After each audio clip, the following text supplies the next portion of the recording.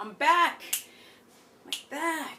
Okay, so I'm always excited, and of course, I just came back from a gym crush session, and I got energy, which is what you guys are all looking for when you find my crazy ass videos. Okay, so here we go. I'm going to talk about the holidays, right? The Christmas holidays, and just holidays in general, because a lot of you guys have been starting to Periscope, and I'm going to mention this ad nauseum, because it's such a great vehicle to be able to interact with people. Now, it is Christmas soon, and I know you guys are starting to feel the whoop pressure. So a lot of people start inboxing me these questions around the holiday season. What do you do if you cheat on keto? What's going to happen next? How do I avoid cheating? How do I deal with family pressure? I'm so cracked out right now. Yeah. Okay, let's get right on to it. So this is what the deal is, right? So everything that I mention in my videos is kind of like sort of a regurgitation of a lot of the things that I say already, but I might put a new angle or spin or just have a little bit more information to elaborate on the kind of the same key points that need to be driven home. Now, for those who start keto, it's black and white. You either do it or you don't do it, because the refeeding process of reintroducing constantly carbohydrates back into your system is going to alert little like danger signals to develop food addictions, which, you know, if you already are dealing with food addictions, it just exacerbates the problem. It's the brain. The brain's getting rocket fuel.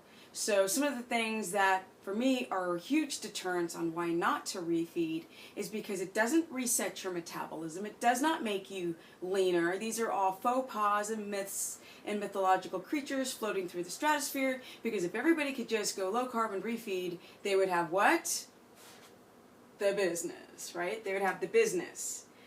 So here's the deal. And the business is about being healthy. That's what the business is at 48, almost 50. Yeah. Okay, so what do we want to do?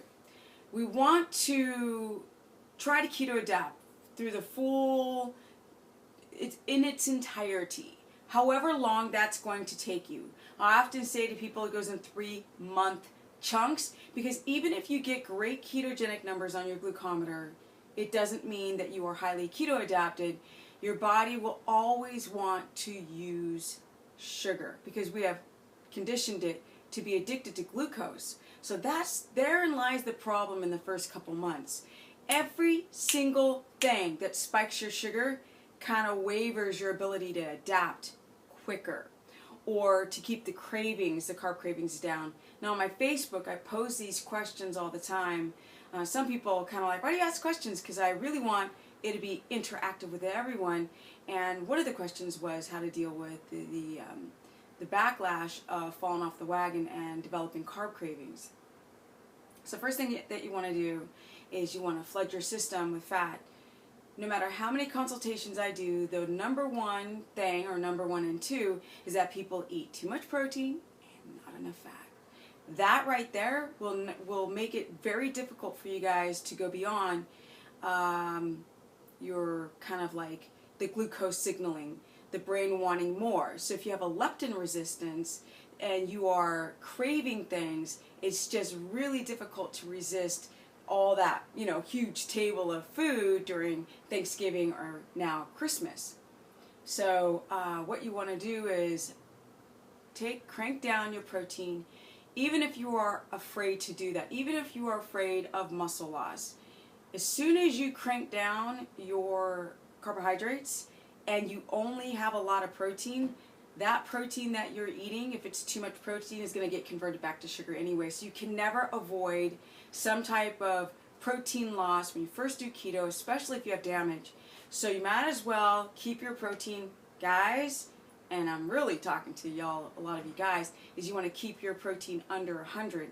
Now, I really want to go low, but I know I scare people when I go like, oh, put your protein at 70 grams a day. Guys are like, what? Dude, I'm 6'5".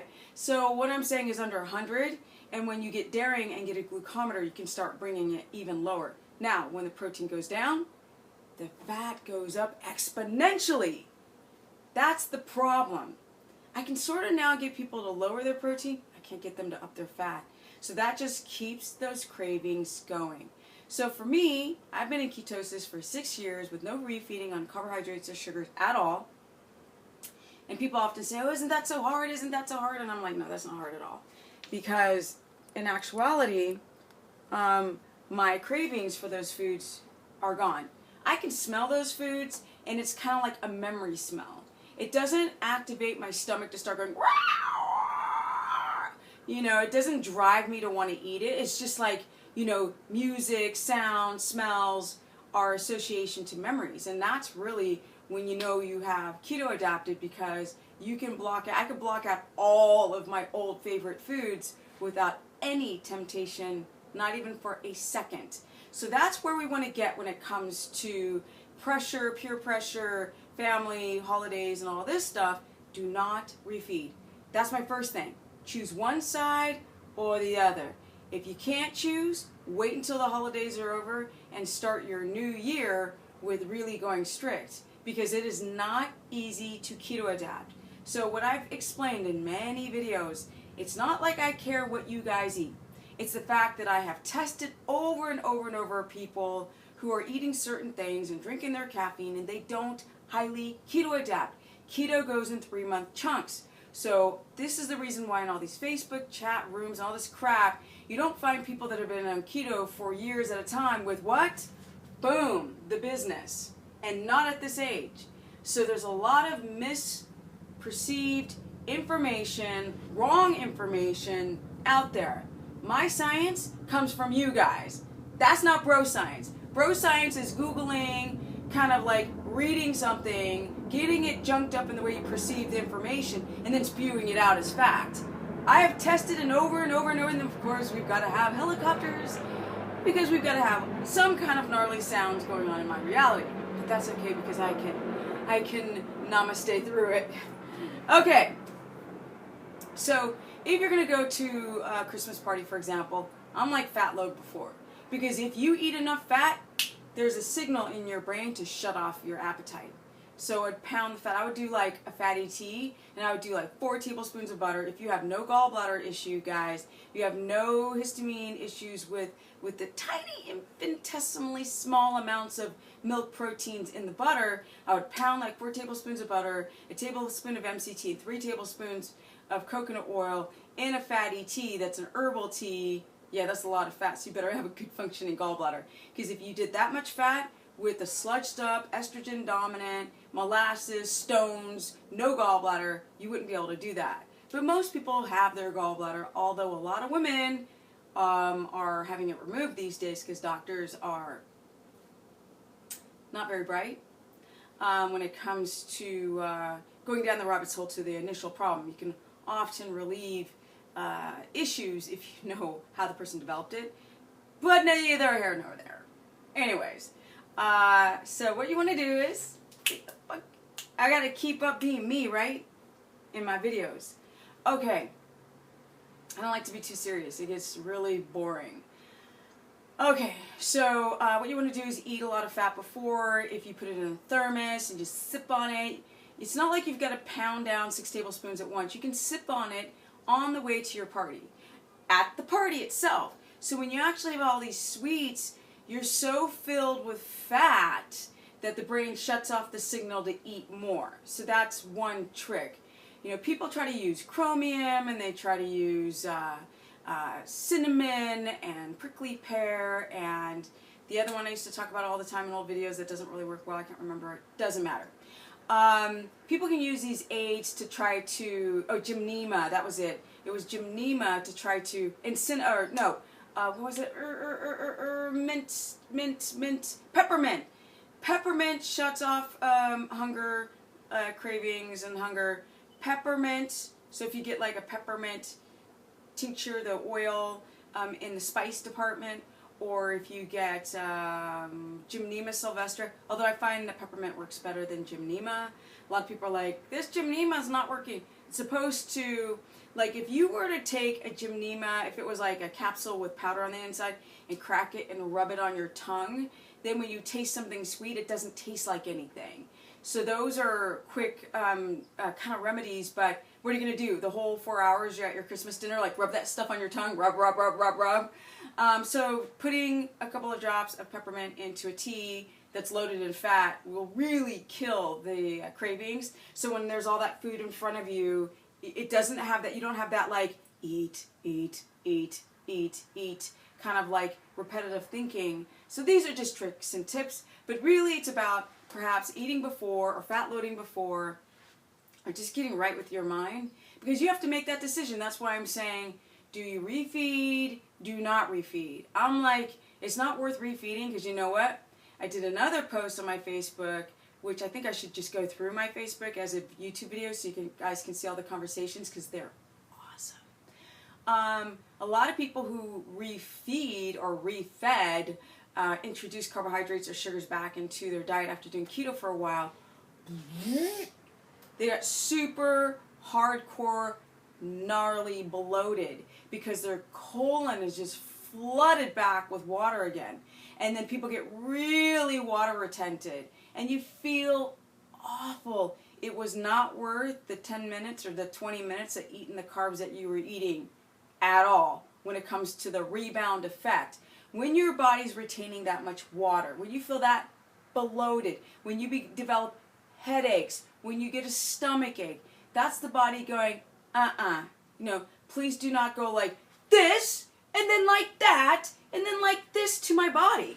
I don't know how people think that that's resetting your metabolism. When the body feels stressed, which refeeding is stressful to the body, especially when you get that bloated, if your body's under stress, what does it do? Holds on to the fat more. Like if this is fat, the body just goes, it goes.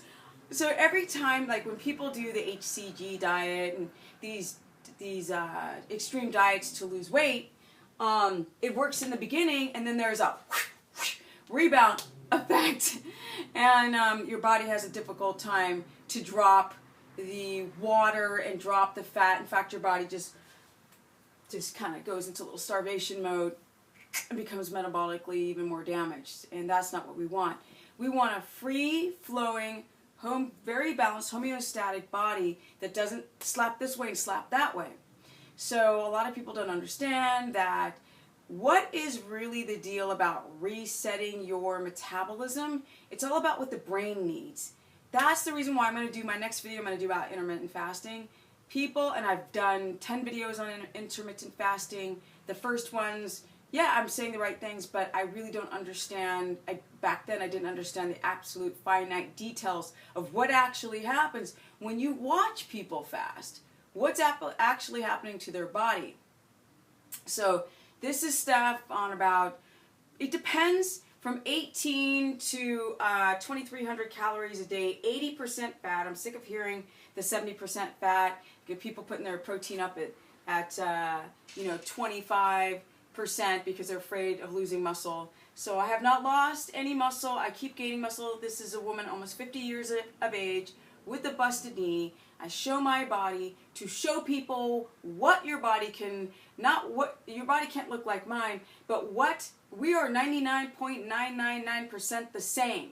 There's not that many deviations between us and a freaking mouse. So it is possible to heal the body.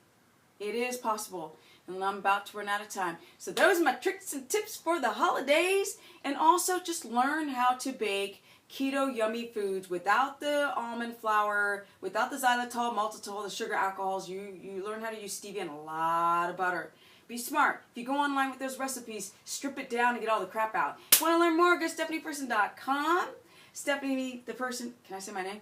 The business on my Facebook fan page. Periscope, you guys. Stephanie the Business. B-I-Z, is it? No, B-I-Z-N-E-S-S. Steph the Business. That's it. That's where you're going to find me on Periscope. I talk live to you guys. I finally can actually interact so people don't see that I have some kind of sanity. Peace out! And my Instagram, Stephanie Ketogenic. Peace.